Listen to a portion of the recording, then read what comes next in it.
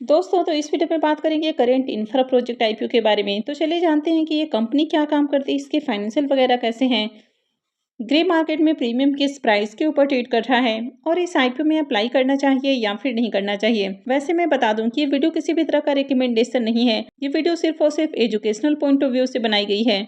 तो कहीं भी इन्वेस्टमेंट से पहले अपनी खुद की एनालिसिस करें और अपने फाइनेंशियल एडवाइजर से भी जरूर कंसल्ट करें। सबसे पहले आईपीओ के डिटेल्स को देखें। तो आईपीओ 26 अगस्त से यानी कि कल से खुलने वाला है और 29 अगस्त को क्लोज होगा। फेस वैल्यू 10 रुपये पर शेयर है। बुकिंग प्राइस 80 रुपीज़ है और आईपीओ में 1600 शेयर्स का लॉट है। आईपीओ 41.80 करोड़ का है और पूरा का पूरा ये फ्रेश इशू का आईपीओ है। आईपीओ में मार्केट मेकर के लिए 2.15 करोड़ का पोर्शन है और हुलानी कंसल्टेंट इसका मार्केट मेकर है। ये एसएमई आईपीओ है। कंपनी एनएसई एसएमई के ऊपर लिस्ट होने वाली है। आईपीओ में रिजर्वेशन पोर्शन को देखें तो मार्केट मेकर के लिए आईपीओ में 5.24 करोड़ का पोर्शन है। क्यूआईबीएस के लिए 47.25%, एचएनआईएस के लिए 14.23% और रिटेलर्स के लिए 33.27% का पोर्शन रखा गया है।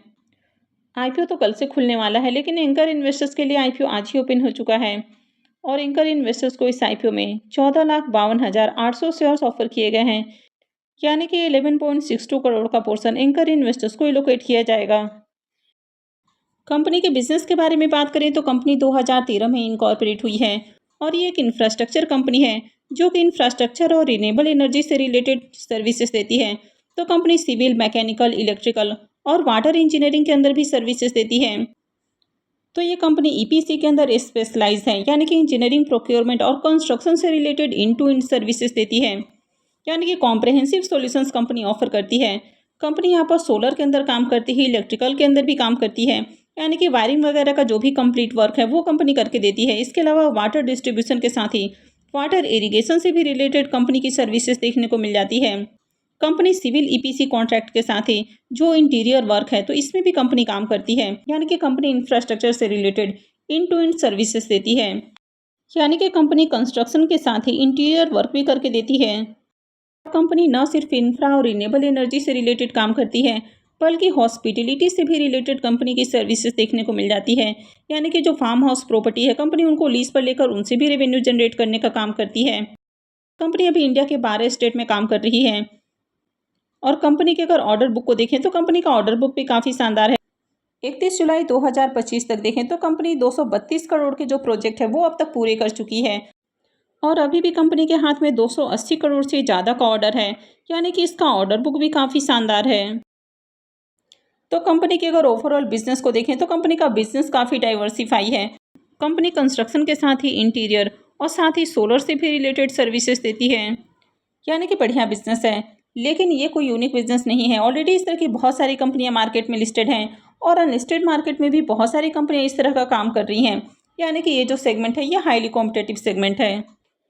कंपनी के फाइनेंशियल को देखें तो कंपनी ने 3 सालों का फाइनेंशियल दिखाया है, जिसमें 23, 24 और 25 का कंप्लीट फाइनेंशियल है। कंपनी के एसेट को देखें तो ईयर ऑन ईयर इसका एसेट इंक्रीज हुआ है। फाइनेंशियल 23 में एसेट 35 करोड़ है, 24 में 42 करोड़ और फाइनेंशियल 25 में 79 करोड़ का एसेट है। रेवेन्यू को देखें तो फाइनेंशियल 23 में रेवेन्यू जहां 61 करोड़ है, 24 में 77 करोड़ और फाइनेंशियल 25 में 91 करोड़ का रेवेन्यू है। तो ईयर ऑन ईयर कंपनी का रेवेन्यू बढ़ा है। कंपनी के प्रॉफिट आफ्टर टैक्स को देखें तो फाइनेंशियल 23 में कंपनी का प्रॉफिट जहां 1.5 करोड़ के राउंड था, फाइनेंशियल 24 में 5 करोड़ और फाइनेंशियल 25 में ये 9.5 करोड़ के राउंड देखने को मिल रहा है। तो ईयर ऑन ईयर कंपनी का प्रॉफिट भी काफ़ी तेजी से इंक्रीज हुआ है। ईबीटा को देखें तो साल दर साल इसका ईबीटा भी बढ़ा है और अगर इसके नेटवर्थ को भी देखें तो फाइनेंशियल 23 में नेटवर्थ जहां 9 करोड़ का था, 24 में 14 करोड़ और फाइनेंशियल 25 में 23 करोड़ का हो चुका है। रिजर्व को देखें तो साल दर साल इसका रिजर्व भी बढ़ा है और अभी कंपनी के पास 10 करोड़ से ज़्यादा का रिजर्व है। वैसे कंपनी के अगर कर्ज को देखें तो इसका कर्ज भी पहले से इंक्रीज हुआ है और कंपनी के ऊपर कर्ज अभी 30 करोड़ का है, तो कंपनी के ऊपर कर्ज बहुत ज़्यादा है। वैसे कंपनी आईपीओ से जो फंड रेज करने वाली है तो उसमें से कोई भी पैसा कर्ज के भुगतान के ऊपर खर्च नहीं करेगी, तो आगे भी ये जो डेट है बना रहेगा। तो अगर डेट को छोड़ दिया जाए तो बाकी के फाइनेंशियल अच्छे हैं, यानी कि जो ओवरऑल फाइनेंशियल है ये ठीक ठाक फाइनेंशियल है।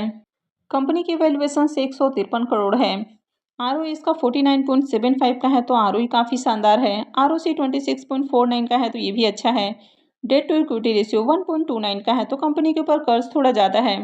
रिटर्न ऑन नेटवर्थ 39.84 का है तो ये भी अट्रैक्टिव है और पैट मार्जिन भी 10.40 का है तो पैट मार्जिन भी यहाँ पर बढ़िया है। ईबीटा मार्जिन 16.23 का है।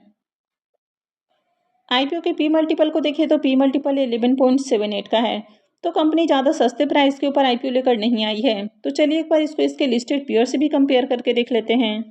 करेंट इंफ्रा प्रोजेक्ट का पी मल्टीपल 11.78 का है। K2 इंफ्रा जिनका 7.42 का, ओरियाना पावर का 27.5, केसीए नोनी का 21.35 का, रुल्का इलेक्ट्रिकल का 23.06 का और एचएम इलेक्ट्रो का 8.55 का पी मल्टीपल है। तो यहाँ पर इसकी जो लिस्टेड पीयर कंपनी है, अगर इनसे कंपेयर करें तो कंपनी ज़्यादा सस्ते प्राइस के ऊपर आईपीओ लेकर नहीं आई है। और वैसे भी K2 इंफ्राजेन और एचएम इलेक्ट्रो से कंपेयर करें तो इनसे ज़्यादा ही प्राइस के ऊपर कंपनी आईपीओ लेकर आई है। यानी कि प्राइस वाइज यहाँ पर भी कंपनी ओवर वैल्यूड प्राइस के ऊपर अपना आईपीओ लेकर आई है। आईपीओ के ऑब्जेक्टिव की बात करें कि कंपनी आईपीओ से जो फंड रेज करने वाली है तो उसको कहाँ यूज़ करेगी। अब यहाँ पर जो फिगर्स दिए गए हैं ये मिलियंस में है, यानी कि 58.5 मिलियन, यानी कि कंपनी 5.8 करोड़ रुपए अपने सब्सिडरी के अंदर इन्वेस्टमेंट करने वाली है। तो इनकी सब्सिडरी कंपनी है current infra Dhanbad solar private limited. तो कंपनी यहाँ पर सोलर प्लांट के सेटअप के ऊपर खर्च करेगी।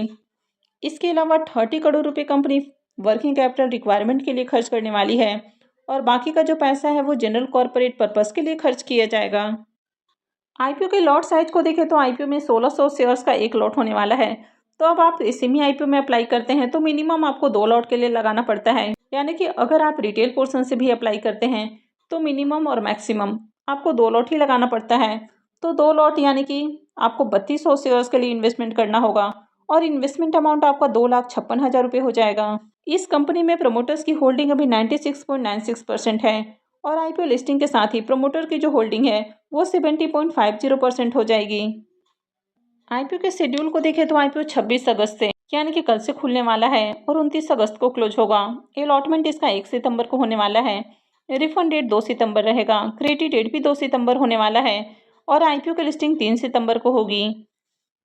इस आईपीओ के प्रीमियम को देखें तो इसका प्रीमियम 40 रुपये के ऊपर ट्रेड कर रहा है। आईपीओ में 1600 शेयर्स का लॉट है, यानी कि 2 लॉट के ऊपर आईपीओ से 1,28,000 रुपये करीब प्रॉफिट की उम्मीद है। प्रीमियम को देखें तो प्रीमियम 50% के ऊपर ट्रेड कर रहा है, तो इसका प्रीमियम अभी से काफ़ी बढ़िया प्राइस के ऊपर देखने को मिल रहा है। कंपनी के बिजनेस को देखें तो अच्छा बिजनेस है, बिजनेस भी काफ़ी डाइवर्सिफाई है। कंपनी का ऑर्डर बुक काफ़ी अच्छा है, 280 करोड़ से ज़्यादा का कंपनी के पास ऑर्डर है। और फाइनेंशियल को भी देखें तो कंपनी का फाइनेंशियल भी ओके है। हालांकि कंपनी के ऊपर कर्ज थोड़ा ज़्यादा है, लेकिन कंपनी बढ़िया प्रॉफिट और रेवेन्यू जनरेट कर रही है और जिस तरह से ग्रे मार्केट में डिमांड है तो आईपीओ से बढ़िया प्रॉफिट हो सकता है। वैसे कहीं भी अप्लाई करने से पहले अपनी खुद की एनालिसिस जरूर करें और वैसे भी ये सेमी आईपीओ बहुत ज़्यादा रिस्की होते हैं, तो आईपीओ में अप्लाई करने से पहले अपने रिस्क रिवॉर्ड को जरूर एनालाइज कर लें और अपने फाइनेंशियल एडवाइजर से कंसल्ट करना ना भूलें। तो आई होप कि आपको वीडियो अच्छी लगी होगी। तो अगर आपने वीडियो को लाइक नहीं किया है तो वीडियो को लाइक कर दें, चैनल को भी सब्सक्राइब करके रखें और वीडियो को अंत तक देखने के लिए आप सबका बहुत बहुत धन्यवाद।